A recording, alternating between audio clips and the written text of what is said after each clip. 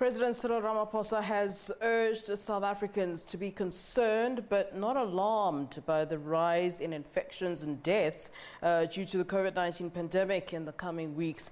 In his weekly letter to the nation, the president says preparation is key and each household must look at how it can protect elderly people and those with underlying conditions, as well as plan for the possibility that someone in the family may become infected or sick.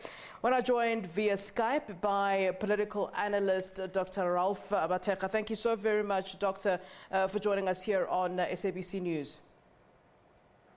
Thank you for inviting me. You know, the statement, don't be alarmed, be prepared, says President Cyril Ramaphosa in his letter. What do you think of such a statement? Is this the right messaging at this time? I mean, especially now when we're seeing the numbers of deaths increasing and, you know, the fears around learners going back to school and so forth. Was that the right thing to say? Well, I think that we cannot get on with denial.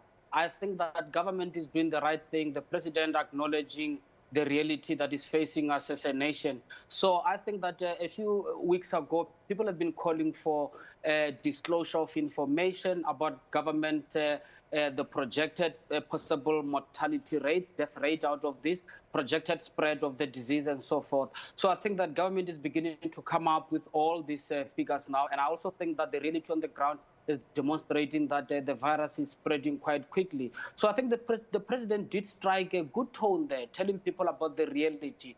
But I also think as well that it doesn't mean it's all over. People should just wait and a disaster is coming. I think that people need to understand that a lot can still be achieved when it comes to practicing those guidelines, social distancing, sanitizing, hygiene, and so forth.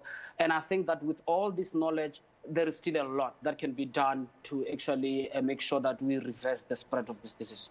Dr. Mathekga, what do you make of EFF leader Julius Malema's accusation of the president saying that, you know, he's more concerned with white monopoly capital than the general public, and that he was swayed by those elements to perhaps reopen the economy earlier? I heard him speaking to my colleague Samkelo Maseko, even saying that the president has abandoned ship and is no longer captain, essentially.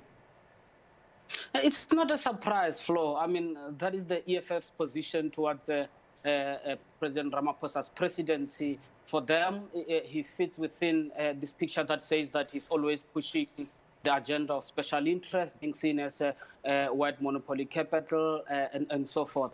But the reality is that at this point in time, I do think that people need to understand that you just cannot keep the economy closed. You've got to balance. And there is this idea that says that the economy is only open for the rich people. Actually, the poor are the ones that are finding it very difficult to get by. Go to the township and go see it for yourself. People who used to fend for themselves were not able to. So this idea, this false classification that says that it's only the rich who actually want the economy open and the poor want to stay because they've got no stake in the economy. Actually, most of rich people, they can afford to continue living further, while the poor have been struggling from day one. So I think the EFF, they are entitled to their view. They are entitled to a contribution towards this.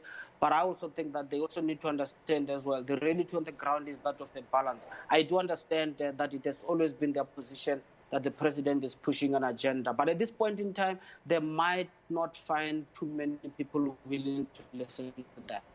Your analysis on, you know, how government is doing in terms of equipping people to prepare themselves for those rise in infections and possibly deaths, particularly when we're not seeing really, you know, repercussions for so many who, you know, might even be posting on social media, their different parties that they're attending and so forth. Is the government acting accordingly at a time when we're faced with this pandemic? I think government need to further strengthen the messaging.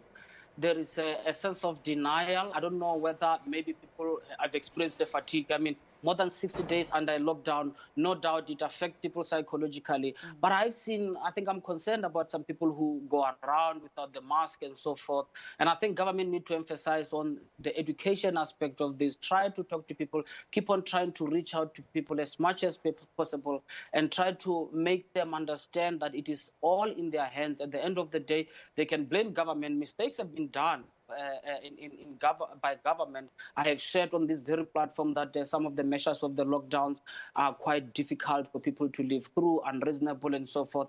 But I do think at the end of the day, people still have their own responsibilities to take and to carry on with all these practices that have been emphasized by the World Health Organization. There is no substitute to that. We can blame whoever we want to blame, but I do think that we need to take responsibility. Those measures can really make a big difference, I believe. And on the other hand, I think that government should continue with the messaging, continue talking to people, make sure that people don't walk away from this reality because it is coming our way anyway. All right, Dr. Ralph Mathekga, thank you so very much for giving us your time here on SA Today. We do appreciate it.